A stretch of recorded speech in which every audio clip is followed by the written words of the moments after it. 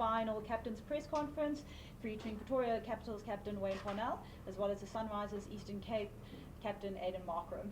It is a hybrid press conference. We will take a few questions from both the room and online, but of course we will start in the room. So who would like to start us off? Aidan, at the beginning of the tournament, you guys were seen as an underdog kind of team, but you kind of changed that around. What did you guys do right? Well, if you look on paper, we probably weren't really, well, not a lot of people would have given us much of a chance coming into the comp, but credit must go to the guys in the squad. I think there's a lot of strong characters there and guys that will almost do anything to win, which is great to have, and those sort of attitudes I think take a team a long way. So we've been lucky to have those characters, and they've come through at important times for us, and hopefully we can go one more last one tomorrow. Perfect. Who's next? Stu? Can I just continue on that thing for you? The inclusion of Rudolph seemed to be a turning point. Can you describe what he provides both on the field from you as a captain, obviously, and what he does in the dressing room? Yeah, he's great value. So he's a great guy to be around, but I think all of us know him quite well for the strong character that he is, and it's quite infectious, that sort of energy that he gives off. And having lost our first two games, we decided that we're probably going to need some strong characters now to hopefully turn things around, and you don't get much stronger character than a guy like Rudolph van der Merwe. So he's played a great role for us. Off the field, he's great value, and on the field, he's a proper fighter, and he's added a lot for us. Next. Mike? Aidan, it's probably been a short turnaround, but you have had a bit of time to let that inning sink in. Just what were the emotions after it? And I know you guys don't like being compared, but I mean, your coach said it was very AB-like with the way you played. So just how did you feel about that? And there was also a very touching moment of your father being quite emotional when you reached your milestone. Just tell us about that and how did it make you feel, just the whole experience actually. Yeah, it was special. I never really thought I'd have the game to walk in at 4 and get 100 like other guys in the world have. So it was nice and a special moment. I think it's nice to have the family there and for them to experience it firsthand and not on the TV is quite a cool thing. My dad's a big, strong guy, but he's got a soft little heart, and probably why there was a bit of waterworks from his side. But it's great. It's nice to make them proud, and ultimately it's memories that you create, and for them to be a part of that was cool. Just a quick on that. Did you do anything different, given that you said you didn't necessarily feel you have the game to come in at 4 and do that? Were there any tweaks, or was it really just like going on and playing a natural game? Yeah, I try to keep it as simple as see ball, hit ball. I think because we had a good wicket at Centurion where the ball flies, that obviously helps a lot. So it was a combination of all of those things, I would say. But it started coming on really nicely. And I think once you got a hang of those conditions, you feel quite confident as a batter. So I think that helped quite a bit. Cool. We're going to go colleague first. Aidan, so once upon a time you were a youngster coming into a team with senior guys around you. Now you've got a team, you're the captain with youngsters like Marco Jansen, Jordan Helman, all of these guys coming in. Can you tell me what you learned from them with regards to their approach to the game and their fresh look at T20 cricket? Yeah, it's very sort of free-spirited, which is great, and I think you have to be in this format. So they've sponged as much info as they can from the other sort of more experienced guys, and they're always asking questions as to how they can learn, how they can get better, what to expect and things like that. So they've been really good. They've put their hands up in terms of performances as well, playing crucial roles at important times during the games for us throughout the comp. And they are still young, but they think about the game really well for slightly younger guys, and touch all the wood, I'm sure their futures are looking really good. Just to follow up a little bit on that. This was kind of your first time captaining for a while. I'm guessing I'm not quite sure how long it will have been, but what about having the captaincy has changed you, improved your game? How have you adapted other aspects of your game because you captain? It had been a while. I can't actually remember when last it was, but I suppose you feel that little bit of extra responsibility, and I think that helps quite a bit. That responsibility, you don't want it to paralyze you either. You still want to be quite free when you play, especially in this format. But that bit of extra responsibility and sort of trying to find ways always to win. Ultimately, that's what we want to do. And obviously, it's about the enjoyment and things like that. But we all want to win. We all want to be in finals, and to have some sort of role in terms of a leadership role. To get to a final and to have been a part of it has been quite cool. I don't think it's really changed my game too much, but yeah, definitely that sort of desperation gets exaggerated quite a bit. Cool. Maybe here for Wayne. Bonnie, two questions. First, what's the latest on the injury? Are you coming tomorrow or not? Second, you guys have foot in the pedal from the word go, obviously, and how important to have the home final up in high altitude compared to if it was going to be elsewhere? Yeah, I think on your first question, I'm making good progress. So we'll have to see tomorrow if I'm fit enough to obviously get into the 11. And then the second part to your second question, I think obviously playing in any sort of final, it's a once-off game. We're obviously playing a really strong side, and a side that we identified early on that would probably sneak through into the playoffs firstly. And I think playing at the Wanderers is going to be a great spectacle, but the wicket is obviously played a little bit different to the sort of normal Wanderers wicket, and also now we've had weather around obviously, so pitch has been covered for a couple of days, so I guess it's just about getting here tomorrow, assessing and just playing accordingly as well. I think our semi-final that we had here really showed that assessing and trying to get a total that was competitive was obviously the difference in the match. Being on the top for a few days, few weeks, how do you approach tomorrow's game? Do you just go and see how it goes on the day, or there's a plan? I think for us it's about the same sort of mantra that we've had throughout. It's about having fun. It's about entertaining people. I think that's the key messaging that we've had throughout. It's about being brave, having fun, and just coming out and just entertaining everyone. I think ultimately finals can either go one way where it brings out the best in people, but it can also paralyze people as well. And I think we want to err on that side that brings out the best. Cool. Hi.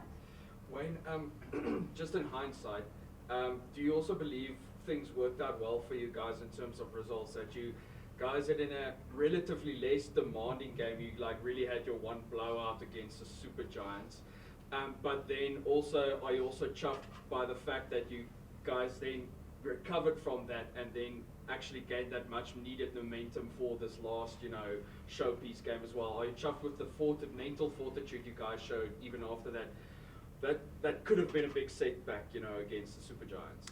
I think that's been the sort of trait that I really enjoyed about this group, is whenever we've lost, we've been able to bounce back, and I think that's obviously a really good characteristic for any sort of team. We had a narrow loss here against JSK early on. We bounced back. We had a loss against Paarl Royals down in Paarl. We bounced back. Obviously against Durban, there was probably, in a competition, there's always going to be that one game that kind of doesn't really show how well you've played. That was probably the game. It was, and we've obviously reflected on it and assessed where we went wrong. It was probably the one game where we weren't clear on plans, and it obviously really showed. And I think every other game, even the two games that we lost, we had good plans, and obviously it just ended up on the wrong side. So again, we've had good momentum. Obviously beating Royals here, a very strong side as well. But it's a once-off game. Come tomorrow, and it's about rocking up and obviously assessing again, communicating, and just being clear on how we want to go about it. Great. Stu? Wayne, you captained a young Western Province team last summer. This is a more experienced side, a lot of established international players. Describe the difference in trying to get the best out of a young group and the best out of a group of guys like this.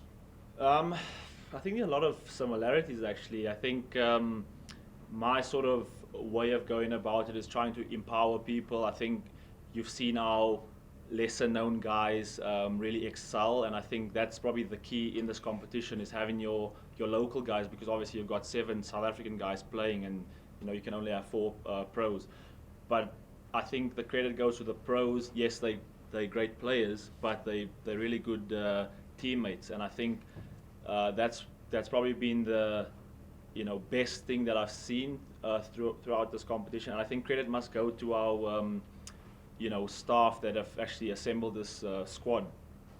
With the Western Province team, obviously having young guys, you have them the whole season, so you can kind of watch players develop, and you can then nitpick and see how you have to approach people, because I think that like man management is probably the most important component to getting the best out of people.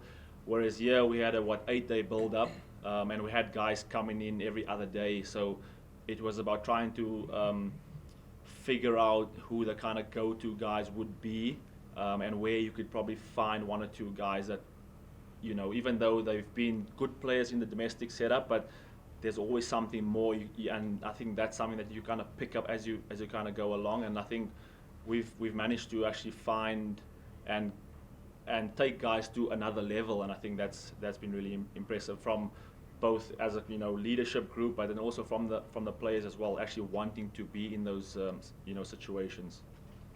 Cool. We're going to go Ken, and then VJ, and then Khalid before we take a couple from online. Go Ken.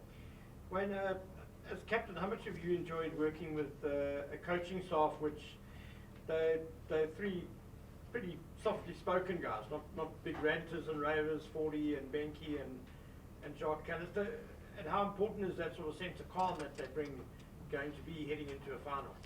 Yeah, I think it's actually been refreshing. Obviously, I've played with Jacques in the South African team, and like you obviously mentioned, not really one with lots of words and really outspoken, but behind closed doors, I think those little nuggets, I think also is pedigree. That's something that people latch onto. With 40, vastly experienced, obviously coached all over the world, and again just really calm and just really easygoing. And similarly with Benke as well, I think just the way that they think about the game is very different, but also quite similar. And I think as a leadership group, we've all kind of been on the same page with most of the stuff, which is quite refreshing, because I think sometimes there can be people trying to force their sort of ideas and agendas, but we've actually had a really good blend. VJ? When you have topped the table, and in a 16 league, comparatively smaller league compared to 8-team league or 10-team league, you think is there a case for the league toppers to be getting a direct entry into the final instead of having to play semi-final? It's a kind of river, and this is an opinion I'm saying shared by quite a few reputed commentators as well. Yeah, so I think obviously when we ended up the league stage at the top, it would have been easy for us to come out and say, oh, we deserve to get to the final. But this was a discussion that we had like the first day as well. And obviously no one had played a game yet, and we felt that with this, and we've seen it in our South African system previously with this 16 franchise system as well, where some teams, we won't mention names, they somehow sneak into number 4, and then you might play a semi-final in the Highveld on a good wicket, and then you beat the team that's first, and then you end up in the final. So we did feel that whether it's number 1 goes straight through, or there's a 1 and 2 player qualifier, and the loser of 1 and 2 gets an extra shot, because when you play 10 games and you finish first or second, you've done well, and I think you should be rewarded in some way. Maybe not to say that you go straight to the final. I still feel that if you have 2 bites at that cherry, you need cushion to 2 matches too. Yeah, so I think that's probably a better system in terms of, I think all teams would agree to that, but also in terms of TV rights and viewership, I think the league would want that as well. When you have a very unique story to your career, coming onto the scene as a youngster, then leaving the Proteas setup, coming back later on, playing World Cups and SA20s, etc., at the highest level. What's been key from you, from your point of view personally, from a physical perspective, mental perspective, to continuously play at this high level? I think the biggest thing since coming back for me is enjoyment. I think I probably went through a stage where I wasn't enjoying my cricket. I was playing because obviously I still love playing cricket, but I was always fighting, certain things. But since going to England and coming back, for me now, the rest of my career is just about having fun. And I think if I can help, younger players, because I'm not going to be here in 10 years' time. I'd like to still be here, but you have to be realistic. And if I can see, younger guys, especially a guy like Marco Jansen, he's very keen to learn. We've had a couple of chats, and I think if I leave the Proteas setup and I leave the South African setup, I want to see those younger guys coming through, doing well, dominating. I don't want to sit on my couch and watch these guys in 10 years time and be like, oh, what are they doing? It's always about trying to leave your workplace in a better state. Great. Let's take some from online. We'll start. Straight in. To the guys online, just a reminder to please mute your monitors. And then we will take a question from Johan and then Amir. American final. Let me see if Johan can hear us. They have like a big screen or something. Yes. Guys on Zoom. COVID days. Yeah. In the interest of time, are there any other questions from the floor while the online component sorts stuff out? We'll go Ken and Stu. Aidan, just for you, I mean, it's quite interesting that the two teams in the final both have the two oldest coaches. Wait, can I record that, please? How have you enjoyed working with Adrian Perel? And I think it's the first time you've worked with him. Yeah, I get on really well with Adi. I spent a little bit of time with him on the initial test trip in England when he was assistant coach at the Proteas, and then did a half a season with him at Hampshire as well. So we go quite a good way back, and I just love his sort of simplicity of how he goes about his things, and sharp sense of humour, and never short of a funny comment here and there, and also that nice old school approach where it's nice and simple, it's always very clear, and even at his young age he's still extremely passionate, so that rubs off on the guys, and I think that calmness rubs off on the guys, and he's seen it all, he's been around for many years now, and I think that experience helps us a lot. Great. Stu? This is for both of you. What are your overall impressions of the competition? It's the last game coming up now. What do you two take away? I mean, you played big matches at both Proteas and in other competitions. Just what are going to be the takeaways for the two of you from these past 5 weeks?